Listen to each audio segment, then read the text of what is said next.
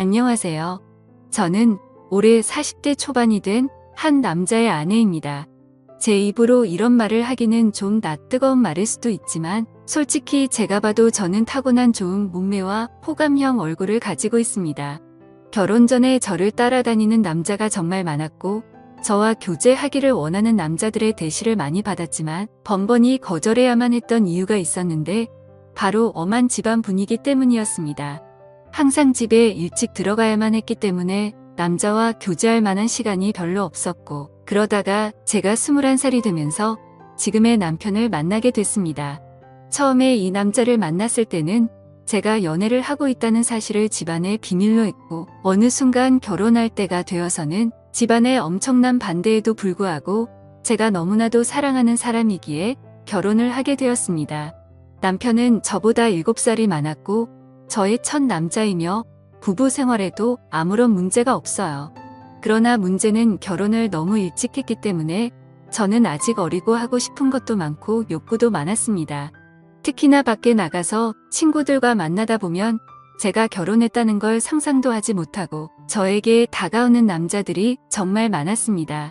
연락처를 좀 알려달라거나 같이 술을 마시러 가는 게 어떻냐는 말이었죠. 처음에는 그런 게 신기해서 즐기기만 했는데 어느 순간부터 그런 게 너무 많아지니까 거부감이 들었습니다. 제가 일찍 결혼해서 당시에만 하더라도 결혼한 친구가 주변에 한 명도 없었습니다. 그러다 보니 친구들이 나이트에 가서 놀았던 이야기를 한다거나 남자친구와 만나고 헤어지는 이야기를 들으면 부럽기도 하고 저도 처음에 남편을 만났을 때의 그런 설렘을 다시 한번 가지고 싶다는 생각을 하기도 했습니다. 그러다가 정말 제 인생에서 큰 사건이 하나 터지게 됐습니다. 3년간 남편만 보고 살았던 저에게 한 번의 외도로 인해 저의 인생이 180도 달라지게 됐습니다. 정말 의도적으로 바람을 피운 것은 아닙니다. 저는 실수라고 말하고 싶지만 어느 순간에는 저도 제 자신을 주체하지 못하고 있더라고요. 제가 20대 초반이었을 때 그때까지만 해도 저는 다른 남자를 만난다는 것은 범죄라고 생각했고 인간으로서 쓰레기 같은 행동이라고 생각했습니다. 그날도 여느 때와 다름없이 퇴근하는 남편을 위해 요리를 하고 있었어요. 현관문 열리는 소리에 남편을 맞이하러 달려나가니 울상을 짚고 들어와 한숨을 쉬는 남편에게 놀라서 물어봤습니다. 자기야, 무슨 일 있어? 아, 속상해. 오늘 휴대폰을 잃어버렸지 뭐야. 그 휴대폰은 산지 얼마 안 되었고 할부도 아직 많이 남아있는 상태였습니다. 저는 아쉽지만 그냥 잊어버리라고 얼마나 정신없게 일했으면 휴대폰을 다 잃어버리냐고 남편의 엉덩이를 토닥여주고 다시 하나 더 사면 된다고 위로했습니다. 그런데 문제는 그 다음 날에 남편 번호로 저에게 전화가 왔어요. 여보세요? 저희 가게에 휴대폰 맡기고 가신 가족분 되시나요? 네, 누구시죠? 어제 가게에 방문한 손님이 휴대폰을 맡기고 술을 20만원치 먹었는데 계산도 안 하고 휴대폰을 찾아가지 않으셔서요. 여기 저장된 번호로 연락해봤어요.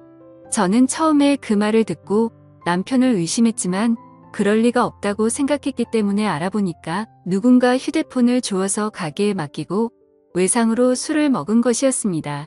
가게 주인은 휴대폰을 찾아가려면 술값을 가지고 술집으로 오라는 말을 했습니다. 돈은 아깝지만 그래도 남편이 알면 좋아할 거라는 생각으로 약속한 시간에 맞춰 택시를 타고 술집을 찾아갔습니다. 그때 시간이 오후 5시 정도였는데 제가 갔을 때 그곳은 이제 막 가게를 오픈하고 있었어요. 문 앞에 주인으로 보이는 젊은 남자가 있었습니다. 휴대폰 찾으러 왔다고 말하자 가게에 있다며 지하 2층인 술집으로 저를 데리고 갔습니다. 휴대폰을 확인하자 남편 것이 맞았는데 20만원을 주기에는 너무 아까웠습니다. 솔직히 저희 남편이 잘못한 게 아니고 이걸로 술 먹은 다른 남자가 잘못한 건데 왜 그 돈을 제가 물어줘야 하나 싶더라고요. 그러다 문득 그 남자의 외모를 살펴봤습니다. 머리카락은 굉장히 길었고 통이 큰 바지를 입었으며 자기 사이즈보다 적어도 몇 개는 더 커 보이는 와이셔츠를 입어서 그런지 꼭 무슨 힙합하는 청년처럼 생겼더라고요.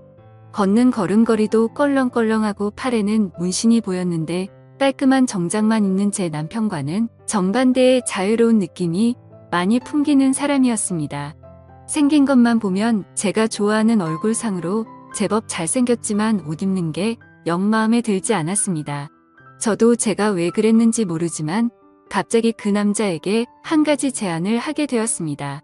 저기 혹시 관심 있으면 술값 20만 원치만큼 오늘 그쪽이랑 같이 시간 보내줄 수 있는데 어때요? 솔직히 이건 정말 어처구니 없는 제안이었습니다.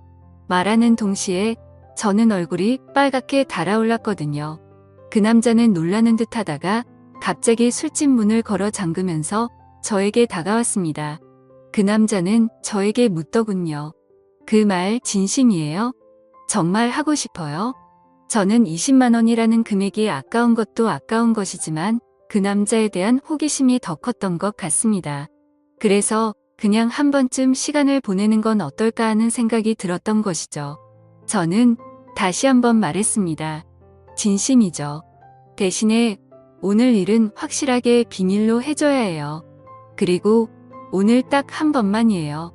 그렇게 그 남자와 갑작스럽게 가게 안에서 시간을 보낸 후에 휴대폰을 돌려받고 집으로 돌아왔습니다. 이것이 제 첫 외도의 시작이었습니다. 이왕 외도를 할 거면 좀 로맨틱하게 했어야 됐는데 너무 난장판이었다는 생각이 들더군요. 그날 밤 이후로 술집 주인은 저에게 가끔 연락을 해왔지만 저는 연락을 받지 않았습니다. 막상 외도를 해보니까 그다지 좋지도 않았고 오히려 다른 걸 더 느껴보고 싶다는 생각이 들었기 때문입니다. 그 뒤로 저는 남편 외에 다른 남자를 만나는 것에 대해 호기심이 생겼어요. 아는 사람을 만났다가는 남편이 알게 될까봐 걱정이 되었고 집에만 있는 저로서는 다른 남자를 접할 기회가 쉽지 않았습니다. 그러다 생각지도 않았던 사람과의 일이 벌어지고 말았습니다.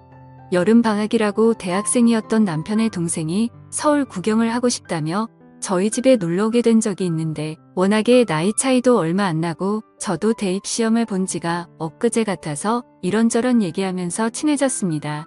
그리고 넉살이 좋은 도련님은 형수라고 하며 저를 잘 따랐습니다.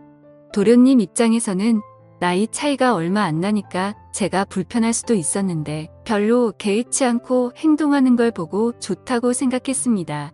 그러다 하루는 도련님이 놀러 나갔다가 비가 무척 내려서 집에 일찍 온 날이었습니다. 남편은 출근한 상태였고 우산을 미처 준비하지 못한 터라 비를 흠뻑 맞고 집에 들어온 도련님에게 갈아입을 옷을 가져다 주며 씻으라고 하고 과일을 깎았습니다. 거실에서 단둘이 과일을 먹으면서 이런저런 이야기를 나누었고 그날따라 제가 눈을 마주치면 도련님은 어색한 듯 피했는데 그 묘한 느낌이 아직도 생각이 나네요. 그 어색한 기운을 깨고 싶어서 머리에서 생각한 대로 질문을 던졌어요. 도련님 애인 있어요? 지금은 없는데 형수님 같은 예쁜 여자 있으면 당장 애인 하고 싶죠. 소개해 주실래요? 오, 그럼 다 같은 여자 있으면 결혼도 할 거예요? 당연히 당장 하죠.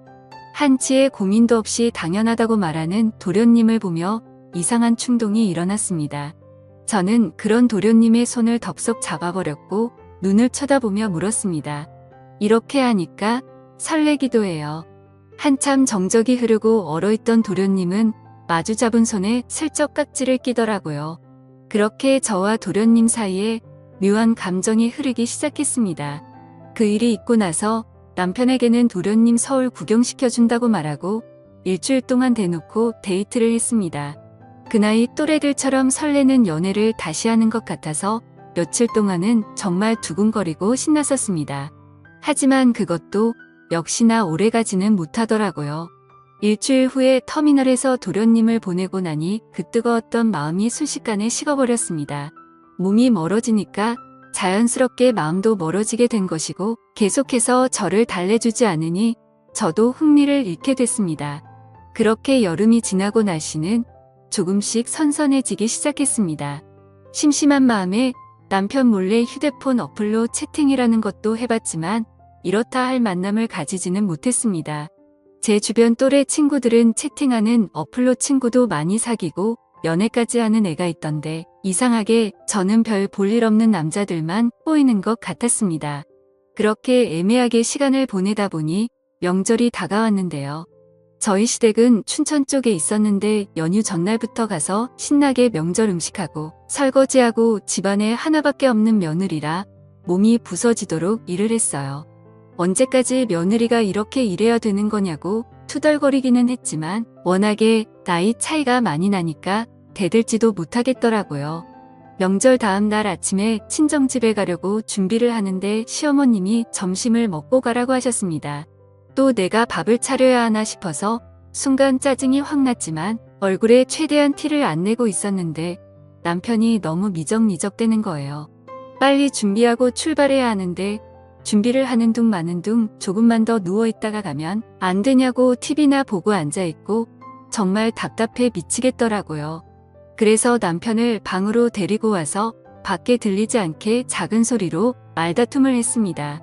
우리 부모님도 나를 보고 싶어 한다고, 빨리 준비 안 하면 혼자서 가겠다고 말하면서 감정이 안 좋은 채로 친정집으로 향했습니다. 남편은 친정에서도 기분이 안 좋은 티를 숨기지 못했고 저는 그럴 거면 그냥 먼저 가라고 말했습니다. 화가 난 남편은 저녁에 볼 일이 있다고 하며 먼저 집에 올라간다고 하고 올라가 버렸습니다. 무슨 일이냐는 친정엄마의 물음에 별거 아니라고 대답하고 방에 들어와 혼자서 분을 삭히고 있었습니다. 저렇게 마누라를 배려하지 못하는 남자인 줄 몰랐는데 정말 충격적이었죠. 싸우느라 못 봤던 휴대폰을 열어 메시지를 확인해 봤더니 초등학교 동창 중 한 명에게서 연락이 와 있었습니다. 동창회를 하니 꼭 나와달라는 문자였고 오늘은 술을 꼭 마셔야겠다는 생각에 서둘러 준비를 하고 초등학교 동창회에 나갔습니다. 그 자리에 나가니 이미 20명 정도가 모여 있었고 명절인데 다들 할 일도 없이 이렇게 나와서 놀고 있냐며 조상님도 없냐는 농담을 건넸습니다. 그러자 친구들은 요즘에 누가 조상님 챙기냐고 우리끼리 재미있게 잘 먹고 잘 살자면서 술이나 마시자고 하더라고요. 졸업하고도 연락을 하는 친구도 있었지만 졸업하고 나서 처음 보는 친구도 있었습니다. 그래도 초등학교 동창이라는 유대감이 있었기 때문에 편하게 대할 수 있었죠. 그 중에 눈에 띄는 친구가 한 명 있었는데 초등학교 때 어린 눈에도 도시아이처럼 깔끔했었던 제 짝꿍이었습니다. 그 아이는 피부도 하얗고 공부나 운동도 잘했기 때문에 어릴 적에 잠시나마 좋아했던 남자였어요. 제 기억상으로는 그 아이도 예뻤던 저를 좋아했었고 동네도 가까워서 자주 어울렸던 기억이 납니다. 문방구에서 같이 과자를 사 먹으면서 집에 같이 가기도 했었고 지금 생각하면 유치한 편지도 주고받았었는데 오랜만에 보니까 훨씬 더 반갑고 기분이 좋았습니다. 그 친구는 6학년 때 전학 가서 그 이후로는 처음 봤고 멀리서 봐도 어릴 적 그 모습이 상당히 많이 남아있어서 그때의 설렘이 새록새록 기억났습니다. 저는 반가워하며 그 친구 가까이 가서 말을 걸었어요. 어머 건우야. 어떻게 연락 한 번을 안 했어? 안 그래도 너 결혼했다는 말 들었는데 연락을 못 하겠더라. 그 친구와 계속해서 대화를 하면 할수록 저는 그에게 점점 빠져버리고 말았습니다. 제가 아마 결혼을 하지 않았다면 꼭 이런 남자와 연애를 했을 것 같다는 생각이 들 정도로 마음에 드는 친구였거든요. 이 친구랑 따로 나가서 술을 마시고 싶고 오늘 밤만이라도 짧게나마 설레는 감정을 느끼고 싶었지만 저는 결혼한 여자였고 그 아이가 저를 나쁜 여자로 볼까봐 신경이 쓰였어요. 술자리가 끝나갈 때쯤 애들은 하나둘씩 빠져나가기 시작했습니다. 저 역시 집에 가야 할 때가 왔어요. 제가 인사를 하고 나오자 그 남자도 따라 나왔고 택시를 잡으러 같이 걷기 시작했습니다. 슬며시 제 손을 잡아오는 그 남자를 쳐다보니 저를 보며 웃고 있더라고요. 오늘은 완전히 끝나버린 줄 알았던 설레는 감정이 다시 살아나기 시작했고 그렇게 손을 잡은 채로 저희는 한동안 말없이 걸었습니다. 우린 서로 끌어안다시피 해서 길을 걸었어요. 택시를 타면 금방 헤어질 것 같아 너무 아쉬워서 걸어서 집까지 갔습니다. 오랫동안 걷다가 도착한 저희 집 현관 앞에서 저를 물끄러미 쳐다보더니 제 볼에 뽀뽀를 하고는 부끄러운 듯 급하게 인사하며 뛰어갔습니다. 남편하고도 안 좋은 상황에서 그를 만난 건 정말 사막의 오아시스를 찾은 기분이었어요. 그 뒤로 저희는 종종 따로 만났고 제가 서울로 올라가서도 계속 연인으로 지냈습니다. 그러다 2년쯤 지났을 때 그 아이도 장가를 가게 되었고 그렇게 저희 둘의 만남은 끝이 나는 줄 알았습니다. 저도 중간중간에 다른 남자도 몇 번 만나봤고요. 하지만 정말 사랑이라 느낀 건 그 남자가 유일했던 것 같습니다. 우리는 결국 재회를 했고 40이 넘는 지금까지도 몰래 만나고 있습니다. 저의 두 번째 서방님이고 이제 더 이상의 다른 사랑은 원치 않고 두 남자만 바라보며 살아보려 합니다. 너무 어린 나이에 결혼을 한 게 문제인 걸까요? 저도 가끔씩 제가 왜 이러는지 모르겠지만 도저히 빠져나올 수가 없습니다. 솔직히 말하면 왜 빠져나와야 하는지 잘 모르겠습니다. 이렇게 어리고 아름다운 나이에 기억에 남는 연애도 못 해보고 결혼해서 답답하게 살다가 갈 바에는 이렇게 뜨겁게 사랑하는 게 더 남는 장사가 아니냐는 생각이 듭니다. 둘 중에 어떤 남자를 선택하고 싶지는 않아요. 상처 주는 여자가 되기는 싫거든요. 그냥 이렇게 두 남자를 바라보면서 사는 것도 충분히 가능해서 이렇게 살아가려고 하는데 무슨 큰 문제라도 되는 건 아니겠죠. 제 마음속에는 방이 두 개이기 때문입니다. 오늘의 사연은 여기까지입니다.